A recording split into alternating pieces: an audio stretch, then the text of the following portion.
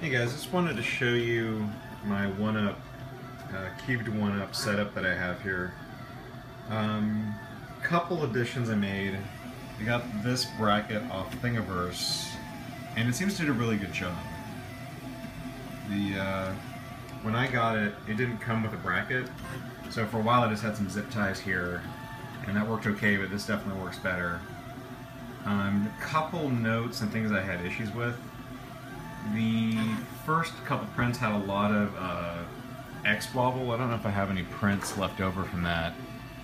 I guess I got rid of it. And the problem for that was really just that I didn't tighten this well enough. You need to get in there and find the right fit for it. I highly recommend if you have a Fry's, you get one of these things. It's got all the sizes you'll need. This filament spool holder has helped a lot. For me, this seems to be working okay. You just kind of put it right next to there, and then I printed this little clip. You can find this on Thingiverse as well. And it seems to feed pretty good. The only issue I have is sometimes there's some cross-threading here, and that'll get a little bit stuck. The final thing I was trying to do is I printed a bunch of these things that are supposed to go here like that to kind of help hold this upright, and also allegedly straighten out the rods here. But actually, this is a more recent one up, and I think they solved the problem. The thing I was really trying to solve with that is my Z-banding, which isn't really that bad. I don't know if you can see it that well here. Gosh, maybe in this light you can't. Yeah, okay, there you can kind of see it.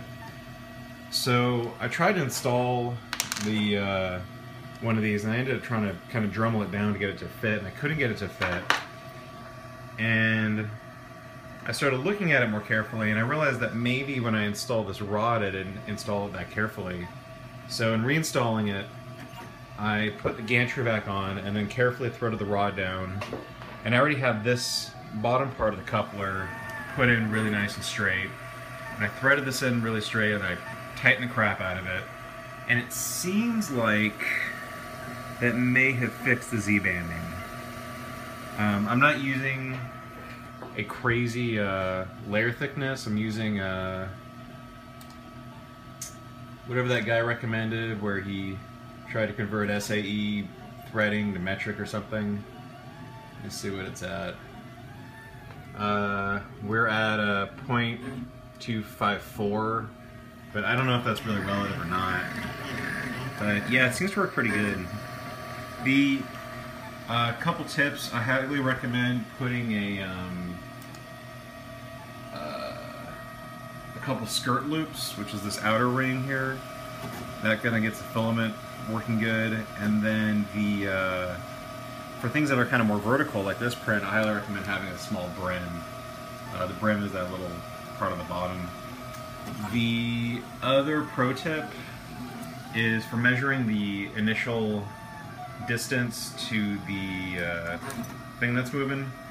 I use a feeler gauge. This is for my motorcycle, but it works pretty good. This is a 0.02 millimeter, or no, 0.05 millimeters, or 0.02 inch. And I used like that to have a slight amount of drag on the bottom before I start the prints. And that gets me pretty consistent every time. Yeah, so I think that pretty much covers it. This is working pretty well now. So I hope that helped people out.